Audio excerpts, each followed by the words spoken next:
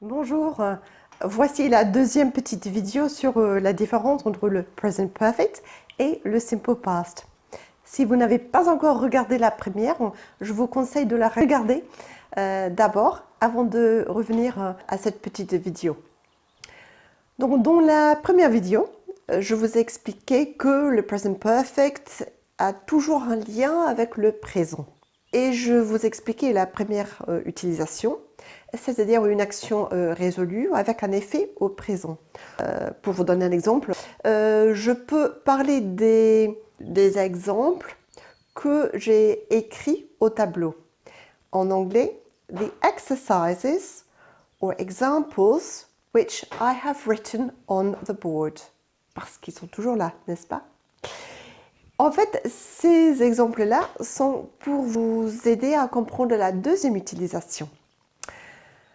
Je vous ai expliqué déjà que quand on précise quand un événement se passe, il faut utiliser le simple past. Et ça, c'est vrai, sauf si on précise une période de temps qui comprend le présent. Là, il faut utiliser le present perfect parce que la période est toujours on continue, si vous voulez, au présent moment. Là, par exemple, si je vous montre today, je peux vous parler de quelque chose que j'ai fait aujourd'hui. I have eaten a banana. Avec cette phrase, vous savez que j'ai mangé une banane pendant aujourd'hui. Vous ne savez pas exactement quand. Et si je veux vous préciser, sur cette ligne de temps, si vous voulez, si vous pensez à un encre, le simple past, c'est comme un encre, si vous voulez, pour un événement. Et là, cet événement est bien ancré à une heure précise, at 2 p.m. Donc là, je dis I ate a banana at 2 p.m. Si on continue, this week, parce que c'est toujours la même semaine, I have phoned my friend. I have phoned my friend, present perfect. On ne sait pas quand, n'est-ce pas?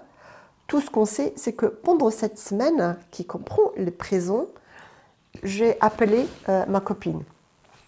Si je veux vous préciser, encore une fois, j'ancre l'événement à une position sur la ligne et j'utilise le simple past. I phoned my friend on Monday. This year, I have planted some seeds. J'ai planté quelques graines. Si je veux vous dire quand, par exemple, je les ai plantées en mars, mais là, j'utilise le simple past. Alors, pour ces exemples-là, j'ai parlé de la période, n'est-ce pas? J'ai dit this year ou this week ou même today. Mais il y a une autre période de temps où, en général, pas besoin de préciser, parce que ça parle de la vie de quelqu'un, pendant la vie de quelqu'un. Et forcément, si on parle, on est toujours en vie, c'est-à-dire la période de sa vie, ça continue. Donc, par exemple, toute ma vie, entre parenthèses, parce que pas besoin de le dire, hein, si je veux parler de quelque chose que j'ai fait pendant ma vie, sans préciser quand, j'utilise le present perfect. I have visited Rome. Si je veux vous dire quand, je bascule dans l'autre temps et je dis I visited Rome in 1987.